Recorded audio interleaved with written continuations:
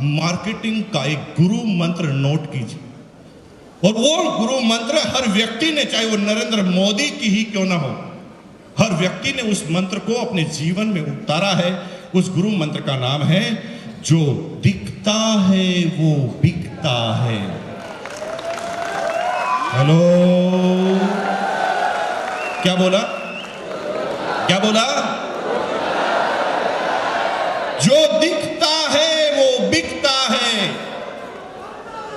लेकिन बिकता उसका है जो बोलता है। जो दिखता है वो बिकता है, बिकता उसका है जो बोलता है, और बार बार उसका बिकता है जो सच बोलता है। ये दुनिया की पूरी मार्केटिंग का सिद्धांत है। एक बार बेचना है, बढ़िया बढ़िया दिखा दो, और बार बार बेचना है तो सच बोलना पड़ेगा। अगर सच नहीं बोलोगे काम नहीं होगा। एक आदमी बहुत परेशान था, एक कंपनी में भर्ती हुआ, कंगे बनाने वाली कंगी कॉम। उसे 20 कंगी का टारगेट दिया गया कि एक 10 रुपए की कंगी है, 20 बेचोगे तो आपकी इतनी सैलरी हो। बेचारा पूरे दिन भर कंगी बेचता था। अब कंगी की जरूरत किसी को थी नहीं, सबके घर पर अपनी जेब में कंगी थी। टारगेट पूरा नहीं हो रहा था, तो टारगेट पूरा नहीं हुआ तो उसने एक युक्ति सोची, और वो एक टकले आदमी के पास पहुंच गया जिसके पास बाल थे ही। उस टकले आदमी के सामने जाकर बोला, भाई साहब कंगी ले लो। टकले आदमी को इतना गुस्सा आया, उससे साला कि इसका सिर फोड़ दूं मैं। वो कह, साला मुझे चिढ़ा रहा है, मेरे पास बाल ही नहीं है और तू कह रहा कंगी ले लो। वो कह, सर मैं इसीलिए तो आया हूं, थोड़ा सोचो ना कि आप टकले हैं, फिर मैं क्यों आया, यही तो समझाना चाहता हूं। सर हमारी कंगी है इतनी जबरदस्त कि आप 3 महीने तक रोज सोने से पहले इसको 5 बार रगड़ो, और रोज सोने के बाद में 5 बार रगड़ो, उठने के बाद 5 मिनट। अब बेचारा 5 बार 5 रगड़। अब ये डिसीजन कैसे होते हैं? 90% लोग इमोशन की मार्केटिंग करते हैं। अब जब आप सुबह सुबह या रात को 2 बजे भी टीवी चैनल खोलोगे ना, तो कोई ना कोई मार्केटिंग कंपनी आपको नजर आएगी, और उसके अंदर आपको ये बताया जाएगा कि हमारे प्रोडक्ट से क्या हुआ। इमोशनल क्या होता है? बेचारा टकला एक दिन में थोड़ी हुआ है? उसने बाल को रोकने की कोई प्रयास नहीं किए होंगे, आपको लगता है 50, 100, 200 बेचारा प्रयास कर चुका है। कभी कोई कहता है इसके ऊपर गाय का गोबर लगा लो, बेचारा उसने गोबर भी लगाया। कोई कहता है इसके गोमूत्र लगा लो, उसने गोमूत्र भी लगाया। किसी ने कहा ताजा लगा लो, सुबह 4 बजे ही गाय के पीछे जाके खड़ा हो गया, ताजा लगा। इतने प्रयास करने के बाद उसके बाल गए हैं, लेकिन फिर भी वो आपकी बात क्यों मान लेता है? वो कहता साला इतने तो नुकसान कर लिए, इतने डॉक्टर के पास गए, तो ये तो ऐसी युक्ति बता रहा है जिसमें ज्यादा पैसा नहीं लगने वाला, केवल 20 रुपए की कंगी। वो मन ही मन सोचता है, नहीं आए तो अभी कौन से हैं, और आ गए तो। अब वो इमोशन से कहता चल कंगी दे दे। कंगी तो बिक जाती है मेरे भाई, एक बार आपने गड़बड़ बोल दी बिक जाएगी कंगी, लेकिन ऐसी कंगी बेचने वाला आदमी कभी जिंदगी में दोबारा उस टकले की गली में जा पाएगा, और गया तो उसको गंजा करके भेजा जाएगा। जो दिखता है वो बिकता है, बिकता उसका है जो बोलता है, और बार बार उसका बिकता है जो सच बोलता है। एक छोटा सा एग्जांपल देते हैं, आपको समझ में आ जाएगी पूरी की पूरी बात, आपको छोटे से एग्जांपल में समझ में आ जाएगी। आपने ट्रेन में सभी लोगों ने सफर किया होगा, सभी लोगों ने ट्रेन में सफर किया होगा। एक छोटी सी घटना आप देखिए उस ट्रेन के अंदर जो होता है, आप उसको समझिए, और आपको यह सिद्धांत पूरी तरह मार्केट में दिमाग में फिट हो जाए। ट्रेन की बोगी है, ट्रेन की बोगी में 10-20 आदमी को चाय पीने की इच्छा हो रही है, तलब हो रही है चाय पीने की, कोई चाय वाला आ जाए। तभी एक मायूस सा चाय वाला चाय की केटली अपने हाथ में लेकर उस बोगी के बाहर से गुजरता, बोलता कुछ नहीं, बोगी के बाहर से सिर्फ गुजरता। अब यहां पर जिसकी भी नजर चाय पीने की इच्छा जिसकी है, उसकी नजर चाय वाले पर पड़ी, तो उसने तुरंत उससे पूछा, चाय है क्या? इसका मतलब उसने कुछ भी नहीं बोला, फिर भी चाय क्यों बिक रही है? क्योंकि जो दिखता है वो बिकता है। तो पहला काम क्या करना? दिखाने का। लेकिन कंसेप्ट नंबर 2 में जब आप आएंगे तो आप क्या देखते हैं कि एक चाय वाला बोगी के अंदर घुसता है और वो बोलना चालू करता है, चाय चाय चाय चाय, दुनिया की जोरदार चाय, दुनिया की शानदार चाय, एक बार पियोगे 1000 बार पियोगे, याद रखोगे भाई साहब, चाय की है गारंटी। याद रखना आप कि अगर पसंद नहीं आई तो पैसा वापस दिया जाएगा। चाय चाय चाय। अब आप क्या देखते हैं कि जिसकी चाय पीने की इच्छा नहीं है वो भी गिता है। जो दिखता है वो बिकता है, बिकता उसका है जो बोलता है। और जब तक आप दिखाओगे नहीं, काम होगा नहीं। और टकले वाली बात तो मैंने आपको तीसरी बता दी कि बार बार उसका दिखता है जो सच बोलता है। अब इसकी शुरुआत कैसे करनी? कुछ मत करो मेरे भाई, जब भी आप आरसीएम बिजनेस किसी को समझाने जाओ और पहली ट्रेनिंग उसे दो तो उसे सिंपल सी बात करो, भाई तुम बाद में आरसीएम करना, पड़ोसी की बात बाद में जाना, सीधा सा पहला काम कर, घर के प्रोडक्ट बदल। और तुझे कैलकुलेशन लगा कि तेरे घर में अगर 5000 के प्रोडक्ट हर महीने यूज आते हैं तो तू 10,000 के खरीद ले। और 10,000 के खरीद लेगा तो कितना नुकसान होगा तुझे? कितना नुकसान होगा? 1 रुपए का नहीं होगा। इस महीने जो यूज नहीं आ रहे वो अगले महीने यूज आ जाएंगे। हेलो, नुकसान तो कुछ हुआ नहीं।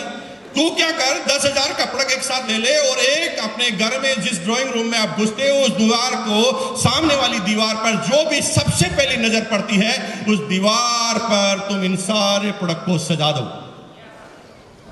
सिर्फ सजाने से ये पूरे 3 सिद्धांत काम होंगे। जो दिखता है वो बिकता है, बिकता उसका है जो बोलता है, और बार बार उसका बिकता है जो सच बोलता है। अब क्या होगा? 4 फायदे में बैक टू बैक बता रहा हूं आपको। फायदा नंबर 1 ये हुआ, आप अपनी डाउनलाइन, आप सभी लोग लीडर हैं। Are you leader? Are you leader? आप सब लोग लीडर हैं तो आपकी टीम है, और आपकी टीम में एक प्रॉब्लम आती है जो मैं आपको बता दूं, जो मेरे घर में आती थी पिछले 2 साल पहले, वो मैं आपको बता दूं। रात को अचानक बीवी बोलती है, 11 बजे मान लेते हैं, रात को 11 बजे अचानक बीवी बोलती है सब्जी नहीं बन सकती, हल्दी खत्म। क्या करोगे?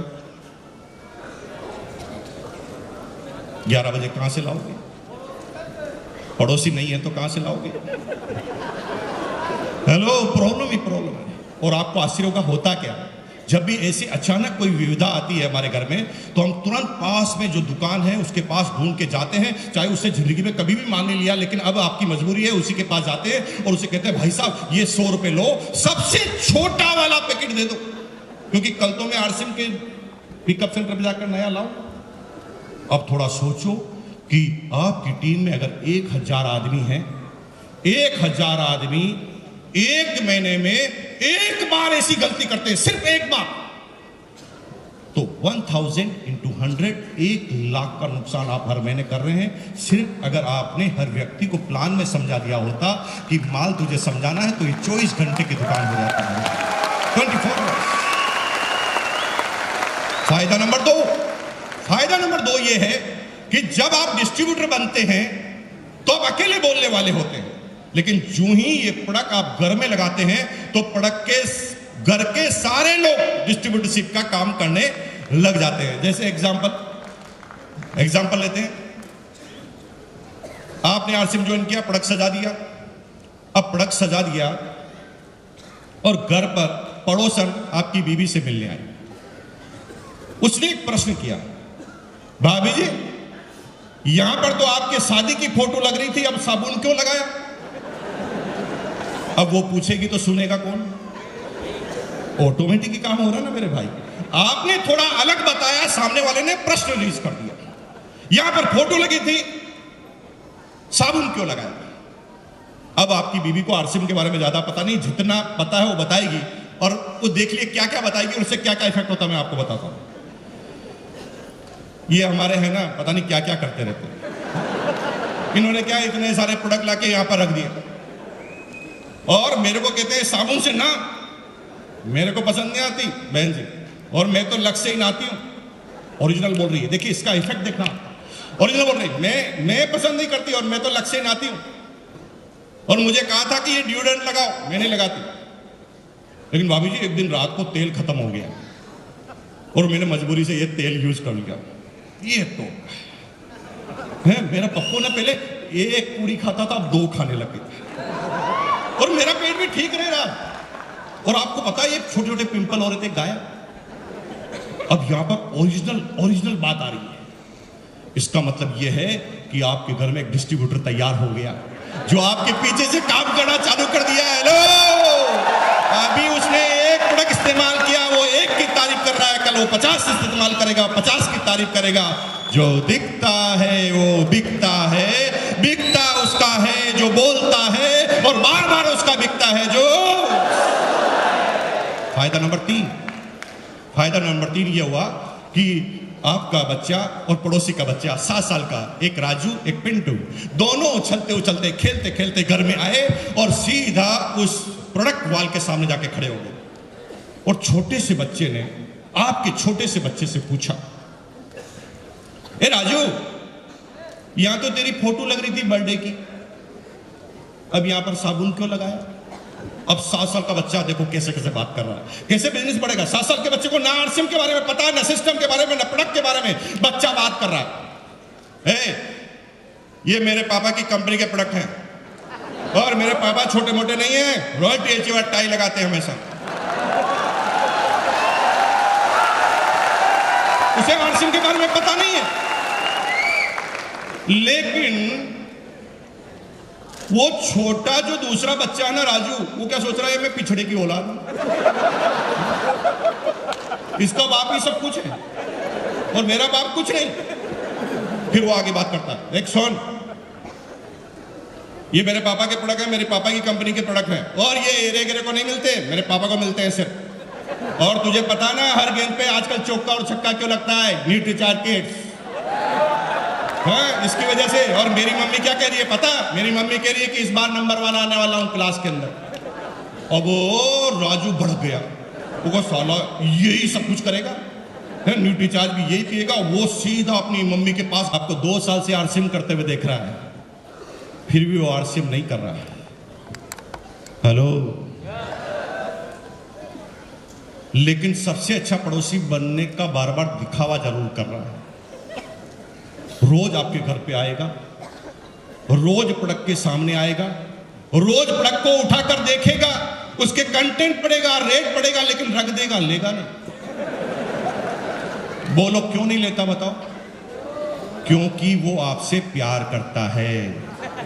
वो बोलता है आई लव यू बाबा, क्योंकि मैं तेरे से प्रोडक्ट लूंगा तो तू करोड़पति बन जाएगा, और तू करोड़पति बन जाएगा तो मेरा पड़ोसी कैसे रहेगा? मैं अपने पड़ोसी को खोना नहीं चाहता। I love you Baba. Hello,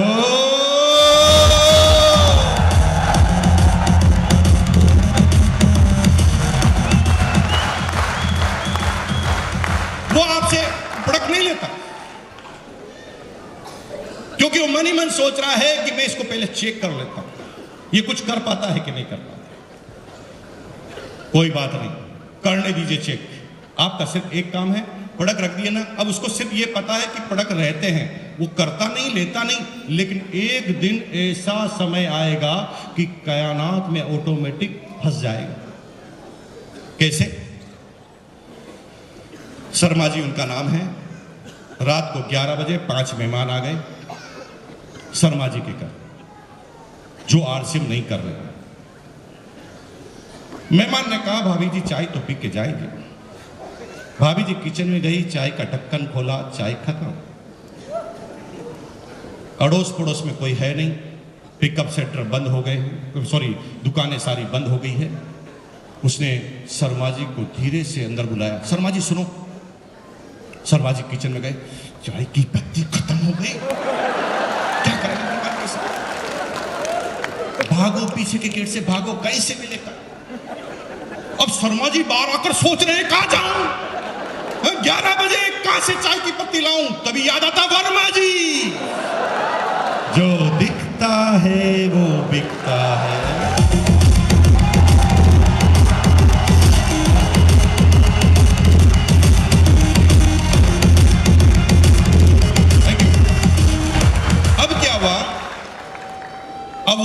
रात को 11 बजे वर्मा जी के पास आया।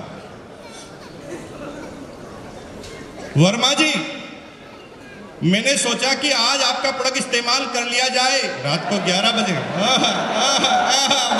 वर्मा जी क्या पागल है? रात को 11 बजे प्यार उमड़ रहा है। देखो,